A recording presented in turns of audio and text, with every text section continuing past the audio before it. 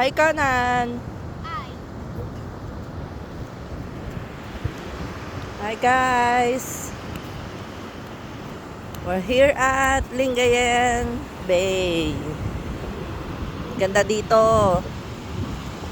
Gusto nyo ma-enjoy ang beach at nature for free. Yes, free. At dito tingnan nyo, walang nakaharang na mga establishments. Oh.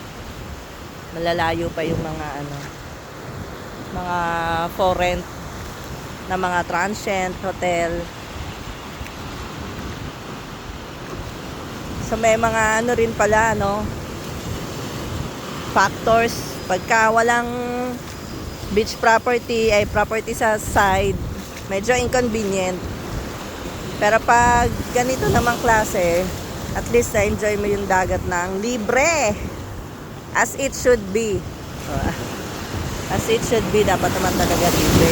Dito ka na! Huwag kang lalayo. Hindi pwede. Dito lang.